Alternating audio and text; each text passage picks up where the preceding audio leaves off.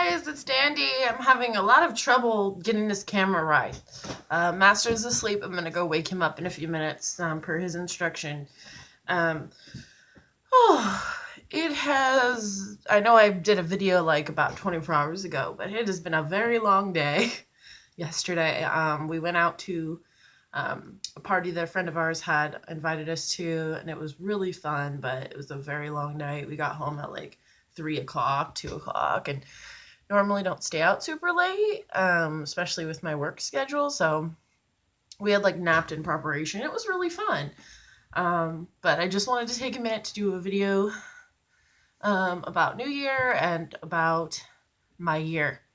I can't get this camera angle right. There we go. That's a little better. So I've got Skylar with me today, my big unicorn. Totally drinking French press right now. It's definitely one of those. Oh, I have a cool new mug. For those of you that don't know, I love dandelions. I have a dandelion tattoo on my back. So we left at like 9 and went to San Francisco, and there was like a silent disco room. There was tarot cards. There was a bunch of DJs. We went into one of the rooms, one of the DJs during the countdown, and like had a big kiss. And as I'm kissing Master, I look back and I'm like, "You're glittery. Why are you glittery?" And I had forgotten that I had glitter all over my face. You can probably still see some of it. Yeah.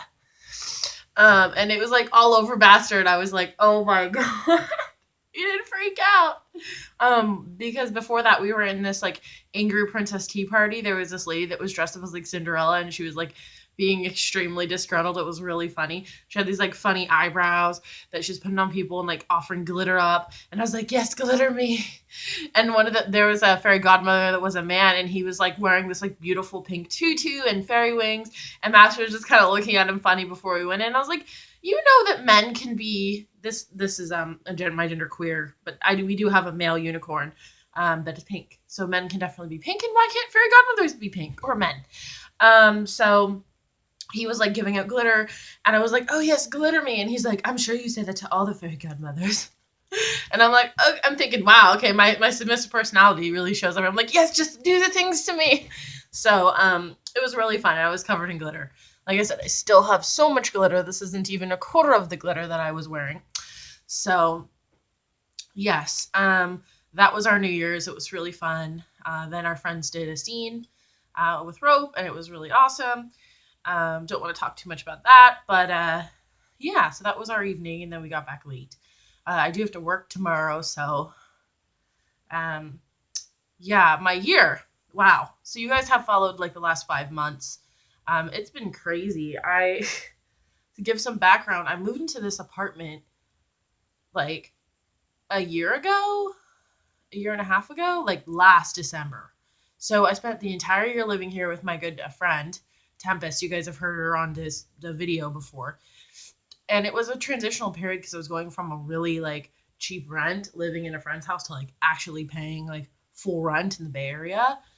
And so it was a lot more money, and it was like a transition. My commute changed to work. It was longer, and I was in this like new situation, and I wasn't sure it was going to work out, but it's ended up being really great because me and Tempest are really good friends. We get along really well. We're like equally as messy. So it ended up working out really well. And in January, I actually started talking on like last New Year's. I started talking to a master type, and it ended up blowing up in my face within a month. So I was still on that journey to find somebody. And then I had like casually sort of dated people. And again, things are like blowing up in my face. And it was just really difficult. And I was like feeling really like, okay, whatever.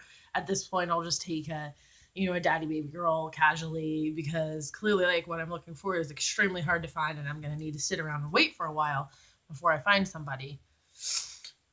And I continued, going to work, doing my life, going out to clubs, doing my thing.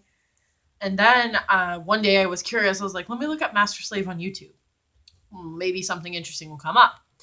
I wasn't thinking about like finding someone that way. I was just like, I'm curious what there is out there. And I found another YouTuber, female YouTuber, was looking at her videos, and then I found Master Hook's videos. And I started watching, like, I watched like 10 or 15 videos, and then I sent him a message. I was like, I just like to talk to you in general. And we started talking, and we spent like 2 or 3 months talking. I remember the first time I talked to him, he like said something really weird. It wasn't like unconsensual weird. It was just like, okay, slut salad. I was like, what? Um, but we started talking, and there wasn't any power exchange, of course, in the beginning. We just got to know each other. And then it was May that I went and met him. And I remember reading Slavecraft. I've talked about that book multiple times. Slavecraft on the way, and I was just so nervous. I was like, what if this guy's crazy and not what he says he is? Because also that's part of my anxiety. And it's smart to be careful when you're meeting somebody for the first time, obviously. We had Skyped a lot and talked a lot, so I felt pretty confident that I knew I was getting myself into, but you still never know. So I met him, and it was just like, okay, this is the person that I think, this is what I think he is, who I think he is. So it was really good, and we spent, it was hard for me to sleep at his place. I have really trouble sharing bed, so that was been a recurrent theme throughout the year, because then when he moved in, it's been a challenge. But so I visited him, then we had like a month apart, then I went back. We spent the 4th of July together. Then like a month later, he lost his job. We were planning to hopefully move to Portland around now and get out of my lease, but because he lost his job, we ended up having him move here. And so he moved here in the beginning of September, right before my birthday. I was turning 26, and it was crazy. It was pretty crazy. So yeah, it's been like 4 months since he's lived here, and I can definitely say that this has been one of the most challenging like relationships. And it's not because of him or me, it's my anxiety, and MS is a lot. But it's been really fulfilling and amazing, and I feel like I've learned so much. And I feel really lucky to have him, and that he's always willing to talk with me and work forwards, because we kind of think differently, so it can be really challenging sometimes. But we have a lot of love for each other, and we both want the MS really badly, and we both really take on those things that we want, and I really try my best to serve him and think about him at every turn, everything that I'm doing. And it's definitely different than I had thought that the MS would be in general, but this is actually the type of relationship that works for me and is functional. And as Master Hook says, it's like real world first. So of course, everybody always has more to work on and more things to do. I'm a person that believes in constant growth. So I'm not going to sit here and tell you guys that like our relationship's perfect. No, it's only been like 4 months that we've lived together. We've not even been together a year. So there is more to be done, but it has been really fulfilling and awesome. And he let me glitter him. So that's love, guys. And he's like been really supportive of my unicorn family. Like, it's so silly. Like, there's all these little silly things that it just like you find someone that gets you. And I'm totally dorky and weird, and he's totally dorky and weird, so it works. But yeah, I just wanted to reflect on my year. So that's pretty much been the majority of my year. I am hoping to switch jobs into a different department, because I'm really tired of oncology. And I did a tarot card reading last night that kind of told me that would maybe be a difficult transition, but ultimately be a good thing for me. So that is on my list of things to do.